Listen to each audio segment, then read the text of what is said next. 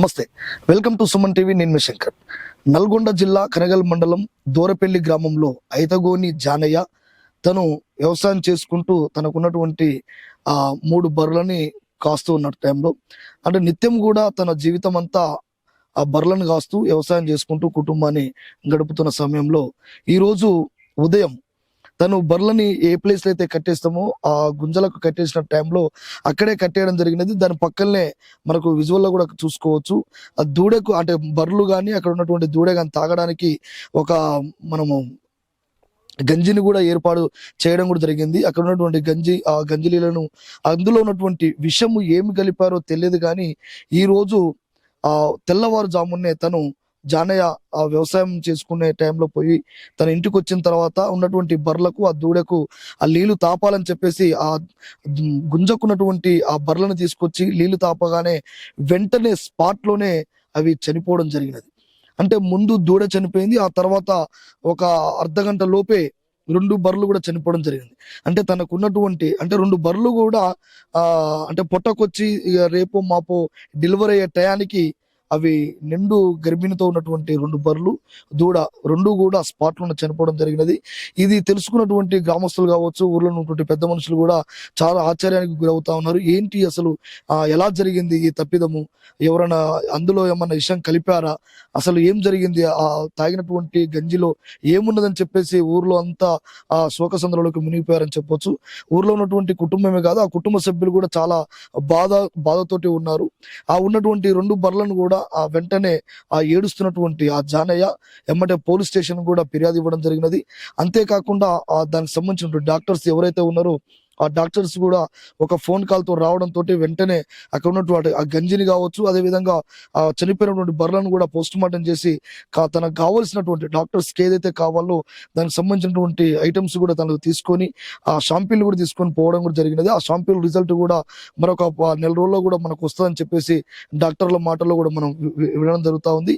అంతేకాకుండా స్థానికంగా ఉన్నటువంటి సర్పంచ్ కావచ్చు, అదేవిధంగా ఊర్లో ఉన్న పెద్ద మనుషులు కూడా దీనికి సంబంధించినటువంటి సీసీ పొటేషన్ కూడా మనం వెంటనే ఏర్పాటు చేయాలి. ఇట్లాంటి దొంగతనాలా లేకపోతే ఎవరైనా ఇసం కలిపారా ఏంటి అనే అంశాలపైన పూర్తిగా వారు కూడా ఒక పెద్ద ఎత్తున ఒక సమావేశం ఏర్పాటు చేసుకొని డిస్కషన్ కూడా చేయడం జరుగుతూ ఉంది.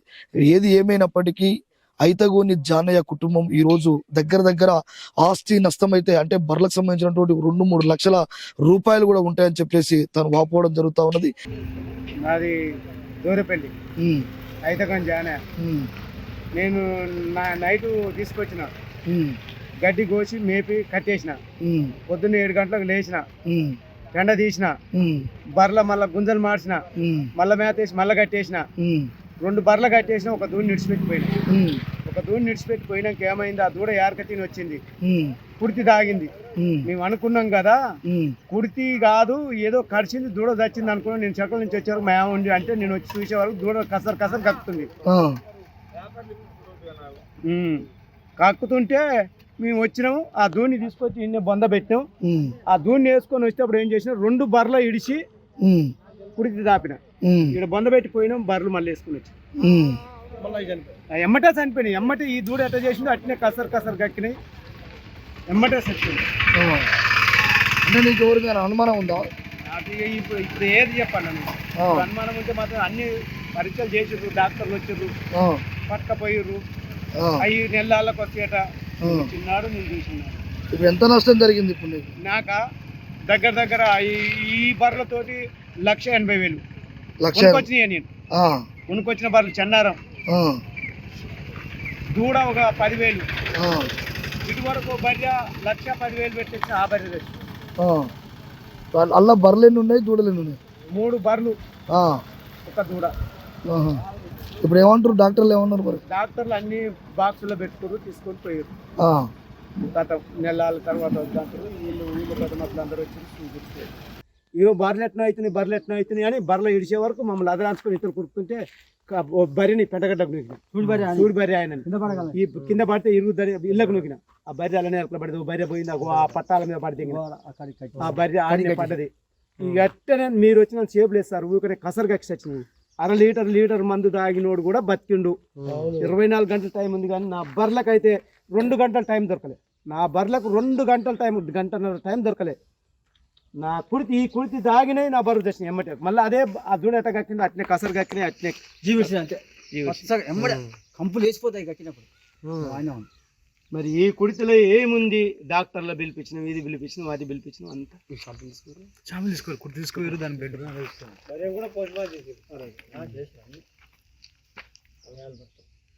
వాళ్ళన్నా తెలిసిన వాళ్ళు ఉంటే కుర్తి డాక్టర్లు ఉండు నల్గొండ పోయి వాళ్ళని పట్టుకొచ్చి కుర్తి ఎత్తుకపోయి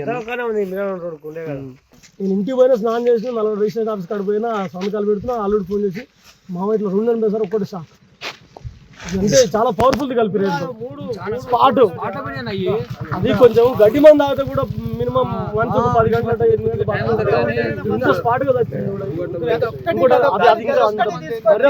కుర్తి నేను అమ్మలేదు చేయలేదు. గుండె పలుగుతాయి అంటే ఇగో ఈ బియ్యం తీసుకొచ్చి కంట్రోల్ బియ్యం తీసుకొచ్చి రోజు దానికో సారెడ్ దీనికో సారెడ్ వేసి పెడితే నాకేది తల్లి చచ్చిపోయిన దూడకు ఇగో బలానికి అని ఇంకో ఈ మందు తెచ్చిన ఊళ్ళో వస్తే నిన్న నటల మంది తీసుకొని దూళ్ళకు ఓది కొనుక్కొచ్చి నేను ఉంటే నా మీద కోపం ఉంటే నన్ను చూసుకోవాలి లేకపోతే చేసుకో. నాకు సుమారు 12 గంటల 30 నిమిషాల టైం. నేను పశు వైద్యశాల కనగల్లో ఉన్నప్పుడు నాకు ముగుదాల జానయ్య గారి నుంచి ఫోన్ రావడం జరిగింది. అప్పటికే ఒక దూడ చనిపోయినది, 2 దూడ చాలా ఇబ్బంది పెడుతున్నాయి, కాళ్ళు కొట్టుకుంటున్నాయి, పుట్ట ఉబ్బిందని చెప్పేసి ఫోన్ చేయడం జరిగింది. నేను మందులు తీసుకొని మా సిబ్బందిని అలర్ట్ చేసేసుకొని ఇంటికి రావడం జరిగింది. వచ్చేసరికి అక్కడికి ఒక గేదె చనిపోయినది, ఇంకా ఒక గేదె మాత్రమే బతికున్నది. అప్పటికి ఆ గేదెకి వైద్యం స్టార్ట్ చేసినాము. స్టార్ట్ చేసిన 2 నిమిషాల్లోనే ఆ గేదె కూడా చనిపోవడం జరిగింది. మేము ఏంటంటే ఆ పాయిజన్ గా సస్పెక్ట్ చేయగలుగుతున్నాము. ఆ తాగిన కుర్తిలో ఇవి మేతకి వెళ్ళలేదు, బయటికి నీళ్ళు తాగడానికి పోలేదు, ఓన్లీ కుర్తి మాత్రమే తాగినాయి. ఆ నీళ్ళలో ఏదైనా పాయిజన్ సస్పెక్ట్ చేసి శాంపిల్ కలెక్ట్ చేసుకోవడం జరిగింది. ఇప్పుడు చనిపోయిన వాటిని పోస్ట్ మార్టం చేసేసి వాటి శాంపిల్స్ కలెక్ట్ చేసుకున్నాము. కలెక్ట్ చేసి ఫర్దర్ గా ఎవాల్యుయేషన్ కోసం నల్గొండ ల్యాబ్ ని పంపించడం జరుగుతున్నది. మీకు సమాచారం ఎవరు ఇచ్చారు సార్? ముగుదాల జానయ్య గారు మాకు సమాచారం అందజేశారు. రిజల్ట్ ఎప్పుడు వచ్చే అవకాశం?